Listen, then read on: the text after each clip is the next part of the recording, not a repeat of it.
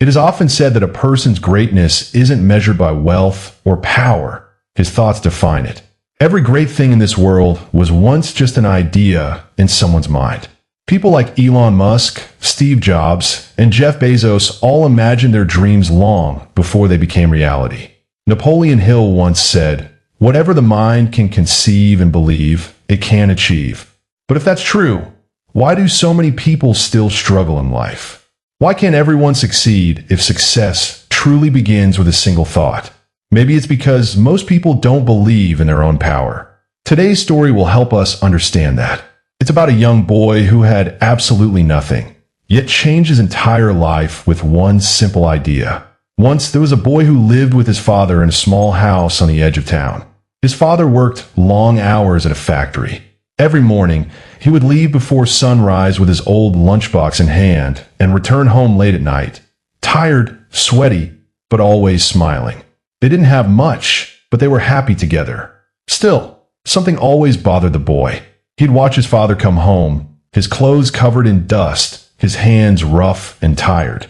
One evening, the boy finally asked softly, "Dad, why do you work so hard every day if the money is never enough?" His father smiled, placed a hand on his shoulder, and said, "Because, son, when we do our best, life eventually does its best for us too."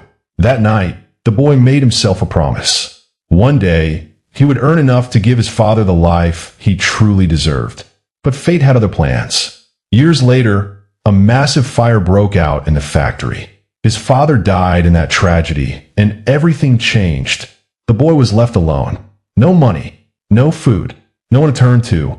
He wandered for days, searching for work, but no one would hire him. Eventually, hungry and hopeless, he sat near the railway station and began begging. Day after day, he sat on that same cold floor, holding out his hand to strangers. Some dropped a few coins. Most just walked by. He hated it. He wasn't born a beggar, but now he had no choice. One afternoon, he noticed a well-dressed businessman walking along the platform. The boy thought, "He looks rich.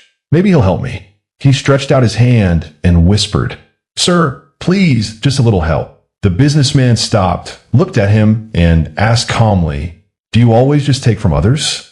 Have you ever tried giving something to anyone?" The beggar looked confused. "Sir, I'm just a beggar. I have nothing to give." The man smiled slightly and said, "If you believe you have nothing to give, then you also have no right to ask. Life is about exchange. Give something, and you'll receive something in return.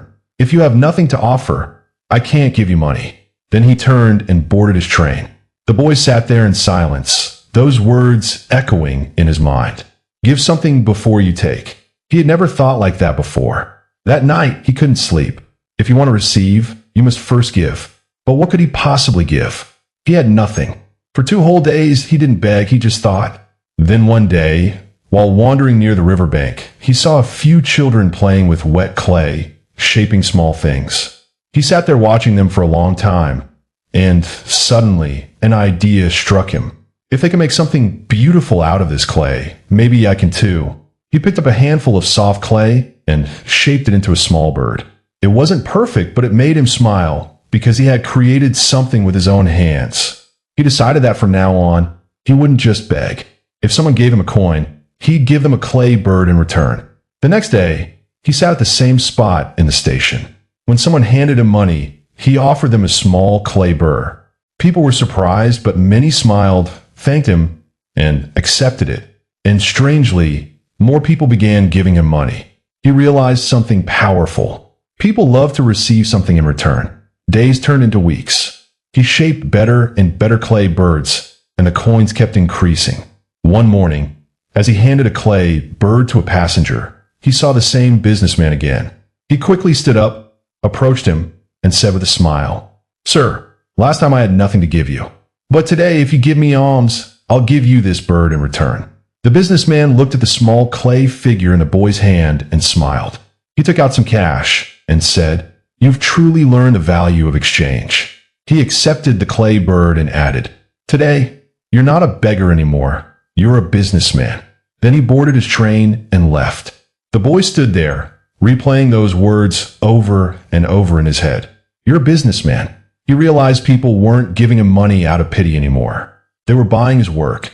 He wasn't begging, he was trading. That day, the beggar made a decision. He left the station and never returned as a beggar again. He started crafting different clay items and selling them at the local market. Bit by bit, his skills grew, and so did his earnings. Eventually, he opened his very own pottery shop. Months later, the same businessman came to town for work. He passed by a shop displaying beautiful clay pieces and stopped to take a look. When he stepped inside, the shop owner greeted him with a warm smile.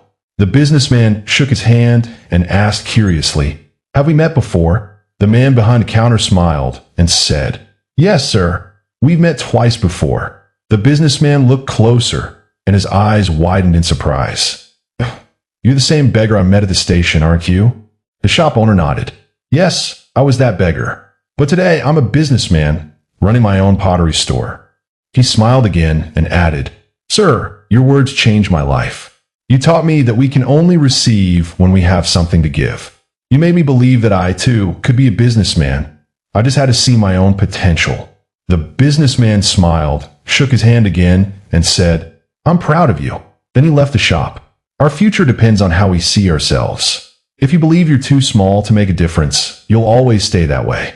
But the moment you start trusting your own potential, everything changes. Don't limit yourself. See yourself as capable and strong. Because when your thoughts change, your future changes too.